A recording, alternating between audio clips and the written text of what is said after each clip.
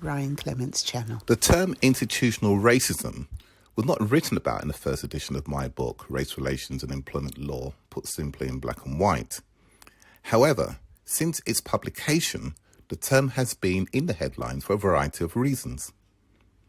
In fact, just a few days before the planned publication of the second edition, a senior nurse who was employed by NHS England and NHS Improvement Commissioning as a continuing healthcare manager won her case of, amongst other things, discrimination because of race and harassment related to race, and reportedly said, "It sadly proves that institutional racism is still present in organisations, despite the efforts to make it more inclusive for people of all races and backgrounds." Baroness Casey, who undertook an independent review into the Met Police's culture and standards, said, she felt not enough had changed since the 1999 Macpherson report, which labelled the Met Police institutionally racist, a problem the force is, quote unquote, yet to free itself from. In responding to Baroness Casey's report, the head of the Met Police, Sir Mark Rowley, said, quote, "I don't use institutional label myself," unquote, arguing that the term is ambiguous and politicised. Well, let us remind ourselves of the definition of institutional racism given in the Macpherson report, and I quote, "Taking all that we have heard and read into account, we grapple with the problem.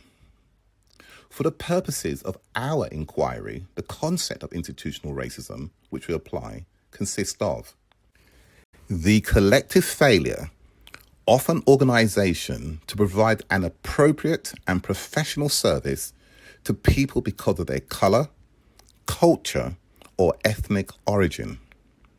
It can be seen or detected in processes, attitudes, and behaviour which amount to discrimination through unwitting prejudice, ignorance, thoughtlessness, and racist stereotyping which disadvantage minority ethnic people."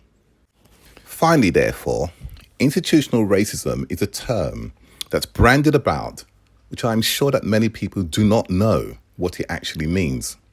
So this is what I suggest. One reads a definition, but first one is fine.